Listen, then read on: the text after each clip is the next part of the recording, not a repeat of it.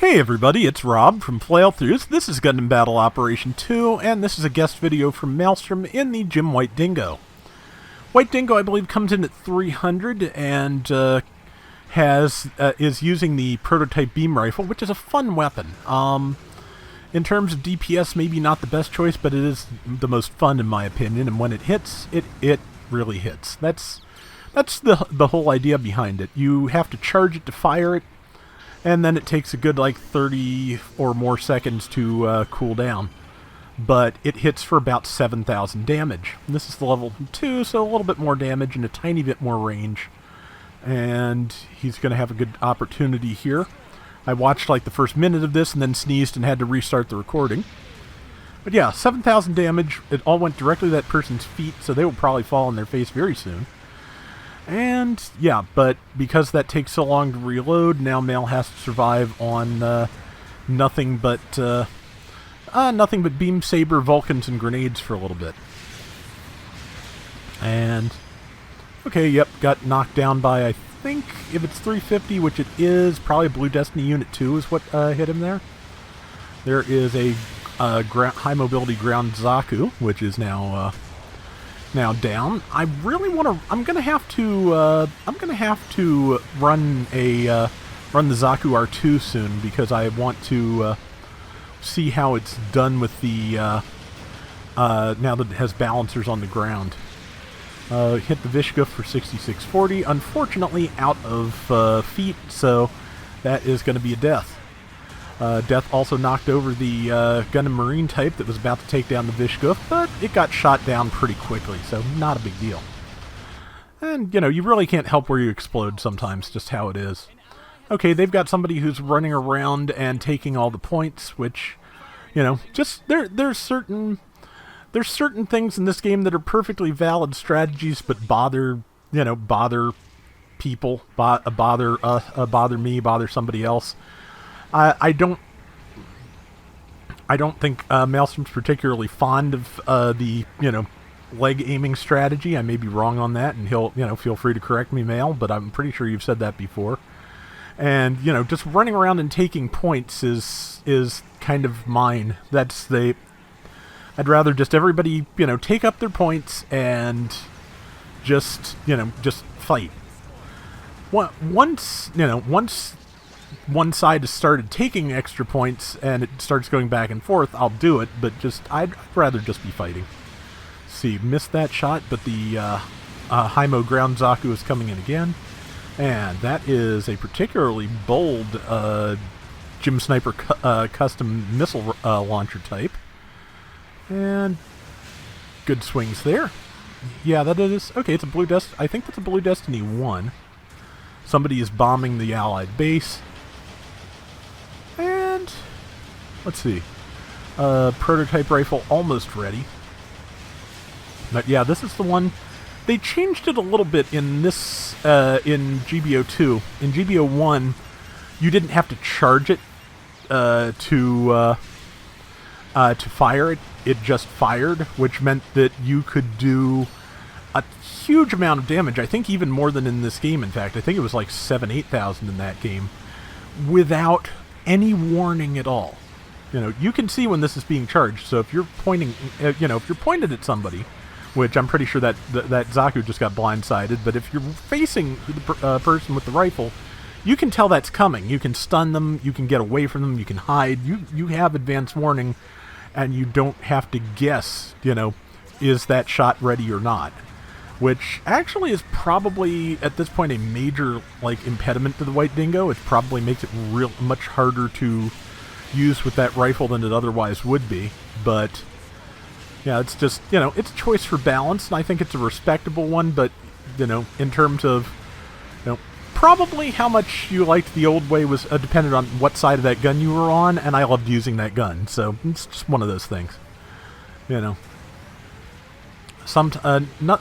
A lot of things feel unbalanced when you're the one that you're the one sowing, and they feel pretty great when you're the one reaping. That's just that's the game, that's life, that's everything. And then some things do actually need changed and adjusted. That also is life. But Let's see. Enemy base is about to explode, which should put Male's team back in the lead. And this one has been really, really chaotic. Just a lot of back and forth, a lot of fighting.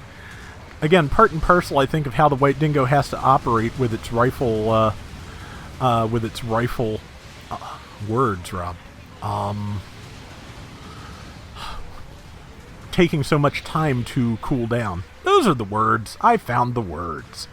Anyway, yeah, just you kind of have to either, stay at a distance and play grenade toss, or you have to just get in. And Mal has never been one who's afraid of getting in, certainly. So, as you can see, man took out that Proto Gundam. But yeah, it is. It's just fun to use. There are gimmick suits in this game, and they may not be the most efficient things, but they're just fun. And I can appreciate a fun suit. There's space for fun suits in a game with hundreds upon hundreds of mobile suits, which this has. This has a ton of stuff. So yeah. Yep, Sensari knocked down the Ifrit. I think it's the Schneid. Might be the custom, but not. No, it's not the Ifrit Doug Schneid custom. It is I think it's the Ifrit Nacht. I often get my Ifrits confused. Sometimes it's hard to tell from the portraits at times. Man, a half second later, and he wouldn't have been able to hit the thing on the ground, but the Zaku that was in front of him probably would have dropped. But that's just you've got to pick one or the other, and he picked the right one because who knows what happens if he'd waited. Let's see, missed that shot. Sometimes it's, sometimes you just predict wrong which way somebody's going to go. That's all that happens. And sometimes you're trying to do something else like protect somebody or get out of their way or all of the above, and you just take the shot anyway and it doesn't work out. I've done that a zillion times. That is... Okay, that is... Whatever it is, it killed him. Oh, I bet it's not a Blue Destiny, it's a Slave Wraith, right? Yep, okay. Oh, come on, Brain. You should know better than that. It could have been a Blue Destiny, but yeah, just... It's in sort of those colors, but yeah, Slave Wraith is the only one of those that can carry the rocket launcher. Enemy team's done a pretty good job of bringing it back. They're within 2,000 points, but they're about to come in, the Allied team is about to come in fresh. And that is, if they can all stick together, they can be, it is, not going to be a thing to keep those points. So, okay, yeah, that is a BD2. No, it's Proto. Rob, you saw the Proto earlier. Oh, God. Brain. Just Brain. I plead Brain. I plead the Brain. So... But that is the round, and I'm pretty sure they managed to expand that lead at the end, so... Yeah. And like I said, White Dingo, just fun to use with that rifle. Top score at 2855. Gigan really did work. 95k damage, top assist, most top diversions. And yeah, Proto Gundam and Slave Wraith were the confusing things on that team, and everything else was fairly obvious. So, and 5 and 2 is not bad for running the troll rifle. So that is going to do it for today's Gundam Battle Operation 2. We'll be back soon with more. Till next time, everybody take care and have fun. Later! So I'm probably going to repeat this message a few times over the next few weeks. This is the time of year when the podcast I'm on, Radio Free Cybertron, does something called Elf on a Shelf Warmer. And basically that's when collectors have probably seen stuff that just sits on the shelves forever. It keeps new things from being put out and circulating.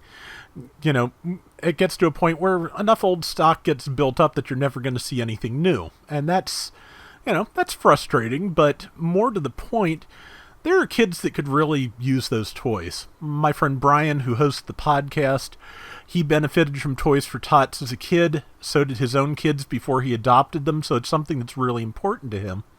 So this is kind of a way where his, where his passions have intersected and can do some good for everybody. So that's something I just like to promote when I can, because I think it's a great idea.